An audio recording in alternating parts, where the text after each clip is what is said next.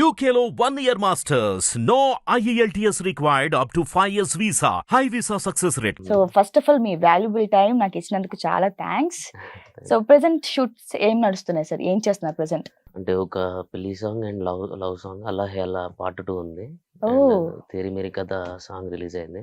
Okay చాలా projects ఉన్నాయి running లో. ఓకే.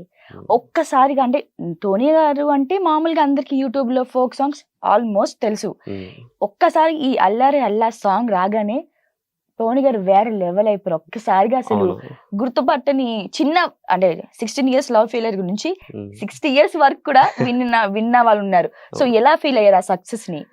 చాలా హ్యాపీగా ఫీల్ అయినా. నా హ్యాపీనెస్ చెప్పుకోలేను.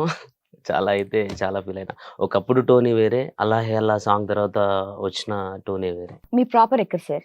మాది బెల్లంపల్లి. బెల్లంపల్లి. ఓకే. మీ పేరెంట్స్ అంతా ఏం చేస్తుంటారు? Daddy singer and employee, retirement అయిపోయాడు. అమ్మ హౌస్ వైఫ్ అంతే. ఓకే. పెద్దన్నయ్య pastor, church father. Okay. Singareni ముద్దు బిడ్డ. సింగరేణి ముద్దు బిడ్డ. సో సింగరేణి నుంచి బెల్లంపల్లి నుంచి ఈ హైదరాబాద్ జర్నీ ఎలా స్టార్ట్ అయింది? ఈ ఆల్బమ్ సాంగ్స్ ఎలాగా? Album songs Harish Patel and మన రఘుజాన్ నా ఫ్రెండ్ వాడు, వానితో స్టార్ట్ అయింది. చెలో చెలో కమలమ్మ సాంగ్ నుంచి స్టార్ట్ అయింది. అవును, ఫస్ట్ లో.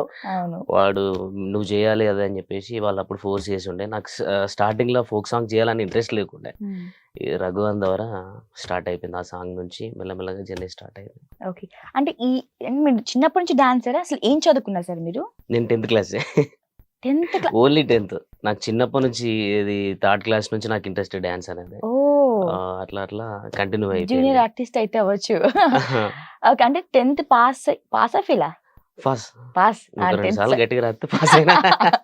సక్సెస్ఫుల్ గా 10th పాస్. అవును. సో అక్కడ నుంచి ఇలాగా డాన్సర్ గా. అవును. ఫస్ట్ చేసిన ఆల్బమ్ సాంగ్ ఏది? ఫస్ట్ చేసిన ఆల్బమ్ సాంగ్ లేదు, కవర్ సాంగ్స్ చేసిన నేను. మారీ సాంగ్ చేసిన ఫ్రెండ్ తోని చేసి ఉండే. దాని తర్వాత ఇస్మార్ట్ శంకర్ సాంగ్ చేశాను, టైటిల్ సాంగ్ అండ్ దిమాగ్ ఖరాబ్.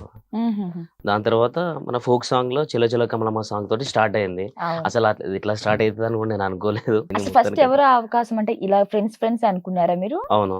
ఓకే. అంటే మీ వరకు ఎప్పుడు వచ్చింది ఇలా చెయ్యాలి టోనీ, నువ్వు మాత్రమే చెయ్యాలి అనేసి? యాక్చువల్ గా గను చేయాల్సింది చెల చెల కమలమ్మ సాంగ్. ఇది ఏమలాడ రాజన్న దేవుని సాంగ్ అయినా అవును, ఝాన్సీ చేయాల్సింది ఆ సాంగ్. వాళ్ళిద్దరు జానులిరి వాళ్ళిద్దరు చేయాల్సింది. కొన్ని ప్రాబ్లమ్స్ వల్ల ఆయన కొంచెం లేట్ వచ్చి ఉండే.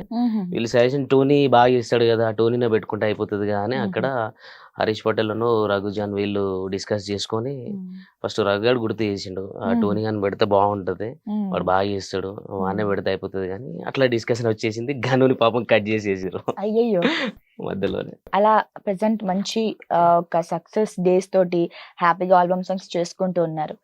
సో నేను చూసిన వాటిలో రీసెంట్ గా మీది 10 million వ్యూస్ వచ్చిన సాంగ్ పల్సర్ బండి సాంగ్. అవును.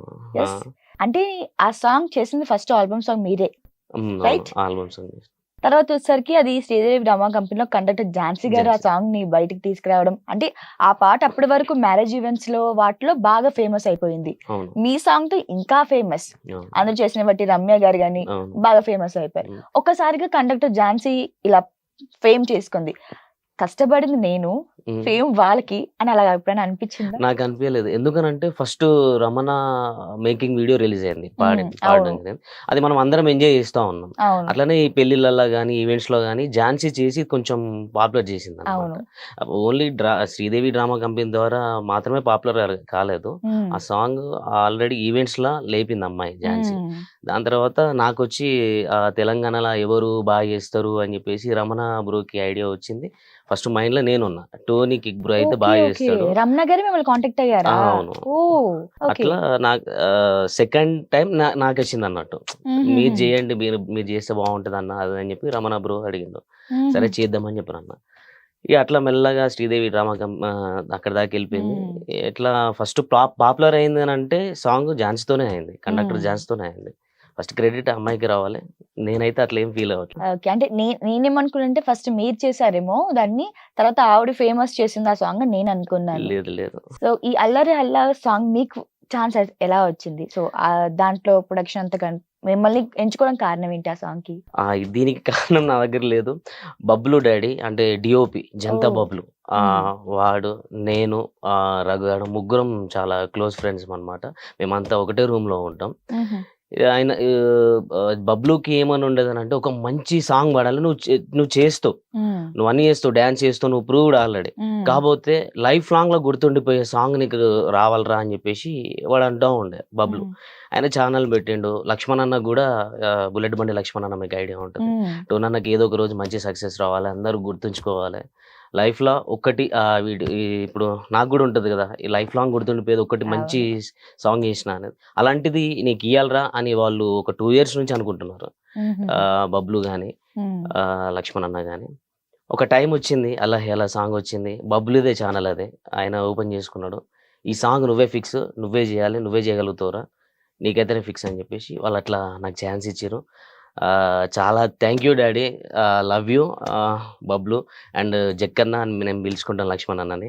ఎందుకనంటే నన్ను డాన్సర్గానే అందరు గుర్తించారు, కానీ ఒక యాక్టర్గా జక్కన్న గుర్తించాడు నన్ను. ప్రతి క్షణం ఒక్కొక్క క్యారెక్టర్ వైజ్గా నన్ను చెక్కుతూనే ఉన్నాడు. అన్న ఇట్లా చేసుకో, ఇట్లా. నాకు భయం అవుతుంది ఫస్ట్ ఆయన ముందు యాక్టింగ్ చేయాలంటే.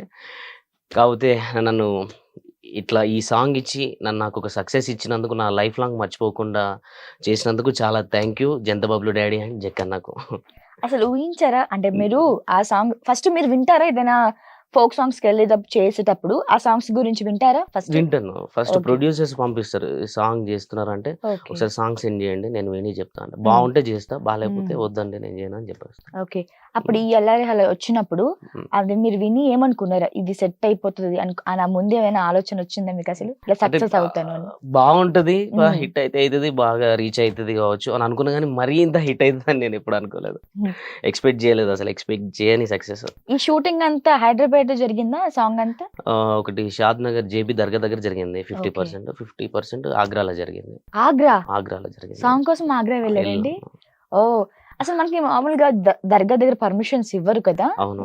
యాక్చువల్ అసలు దగ్గర కూడా షూటింగ్స్ అవంతా ఎలా వచ్చారు? సో మరి మీకు ఎలా అసలు?